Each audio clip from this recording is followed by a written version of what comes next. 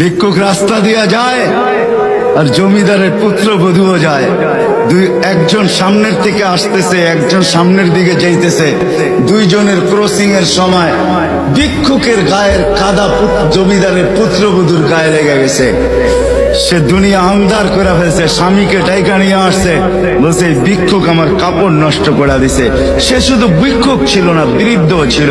বৃদ্ধ ছিল না শুধু, জীর্ণ ছিল, শীর্ণ ছিল, শরীরে কাপড় ছিল না, ফাটা চিরা কাপড় ছিল, পায়ে জুতা ছিল না, পেটে ভাত ছিল না।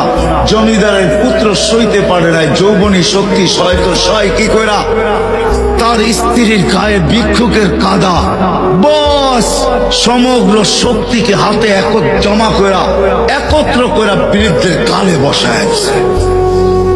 বৃদ্ধ কিচ্ছু বলে নাই, শুধু উপরের দিকে তাকায় দুই তিনটা শব্দ উচ্চারণ করছেন।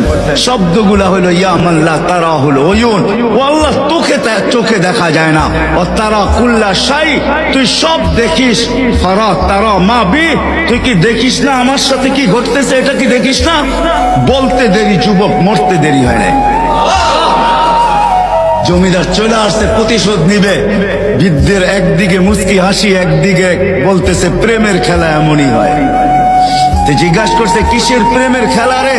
বলছে ওর প্রেমিকার গায়ে আমার কাদা লাগছে, পায়ের কাদা লাগছে, ও সইতে পারে নাই, যৌবনী শক্তি দিয়ে আমার বৃদ্ধ গালে বসায় দিছে। আমাকেও একজন ভালোবাসে, সেও সইতে পারে না, সেও সইতে পারে না। ও তো থাপ্পড় দিয়া খেলতো, সে জান নিয়ে নিছে, জান।